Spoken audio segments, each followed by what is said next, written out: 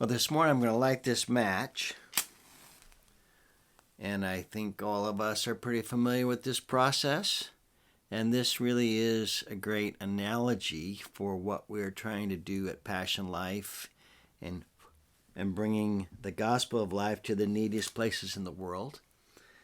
You might call that an ignition. In missions, now we call this a catalyst, that we see ourselves more as a catalyst to igniting things rather than going to a place and becoming the founder or the director of something. It's a pretty good principle that if you can go in and start a movement that develops its own leadership, its own passion, its own sense of direction, then you've achieved something much greater than if you go in and you try to start something that you lead and you direct as an outsider. And so if you're looking to be effective, you really want to serve as a catalyst. And serving as a catalyst is just a lot more exciting and more fulfilling, both as in terms of giving or in terms of going internationally to work for the gospel of life. I'm going to show you a case study on what it means to be a catalyst, in hopes that you too want to serve as a catalyst, however God leads you. I'm going to use Vietnam and the work that we're doing in Vietnam and just show you the radical joy that comes from serving as a catalyst, or someone who tries to spark or ignite a movement that is indigenous and rapidly reproducing, self-directed within a country. We went to Vietnam several years ago, and we were promised to meet with 75 pastors and leaders, and we were going to teach them our 4 questions on biblical ethics, the gospel of life, and how to meet the crisis of abortion with the gospel.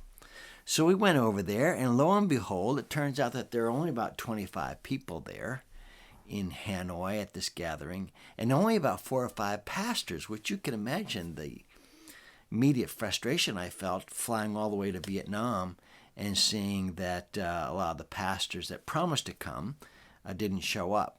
They didn't show up because there was another large event that day that we didn't know about. It was being led by Franklin Graham, and so they all went to meet with Franklin, and we only had a handful that came to meet with us. So setting aside all that disappointment, we went ahead and we began to teach the 4 questions to this group of about 20 to 25 people and about 4 or 5 pastors.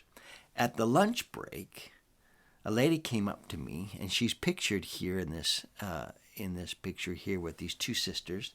The lady in white came up to me, and she said that she was scheduled for an abortion at 2 o'clock that afternoon. It was now noontime, so she was wondering what to do. She had been diagnosed with a problem pregnancy the day before, had turned to her pastor for advice. He said, "I'm not sure what to tell you, but I'm going to this training tomorrow. I want you to come with me." And that's why she was there that day. She had heard us talk about the value of human life. She had learned from both science and the Bible that life began at conception. So now she was really torn as to what to do. I quickly gathered some of these ladies that were at the training, and we ended up asking this woman to sit down, share her story with a small group of women, who then laid hands on her and prayed for her. And in the second picture, you can see them laying hands on her and praying for her. We went on with the training, and we returned to Hanoi a year later. Now we did have a group of about 50 pastors to train, and in the middle of that training, this young woman with her brand new baby walks in the door. You can see her in this light blue dress, and the baby now being held by Mark Nicholson, who was there helping me with the training. We all celebrated. The woman was all smiles. Some of the women that had prayed for her and had walked her through the crisis were there, and they all began to give a testimony to the other group of 40 or 50 pastors that were in this room. And that is the moment of ignition. That's when a movement is literally ignited right before your very eyes, because now they had not only the Bible, but they also had this testimony. They could see the power, the life-saving power that the church had when they come alongside a mother in crisis and pledge to help her.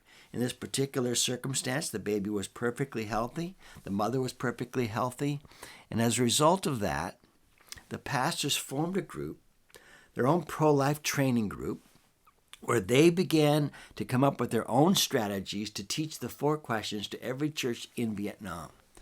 They set out, as you can see in this next picture, every month they started to track how many people they were teaching the 4 questions to in church after church, starting in Hanoi and then spreading out beyond that.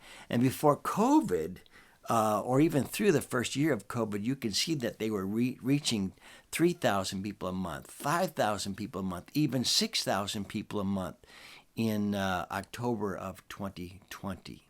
COVID finally did arrive in Vietnam and pretty much shut down everything for a while. But you can see from this picture that at certain points they were training 500, 600, 800 people at a time in the gospel of life. And what's also interesting is that the pictures you're now looking at with this large crowd of people are not even Vietnamese. They're Hmong people. So the Vietnamese pastors translated everything into another language and became missionaries, just like we're missionaries to the Vietnamese. Took it up into the mountains and taught the 4 questions to the pastors and to the people up there.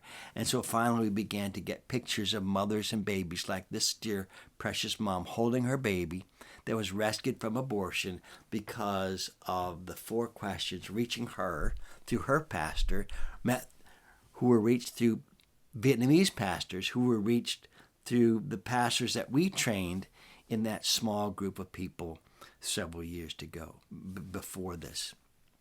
That is what a movement is all about. And that's why it's exciting to serve as a catalyst. Go in and see if you can teach something simply enough and clear enough that you can hear it, obey it, and share it with others. And then with God's prayer and blessing, it will catch fire and begin to spread all in its own power and energy. This is the excitement of being a catalyst, and that's what Passion Life does all over the world.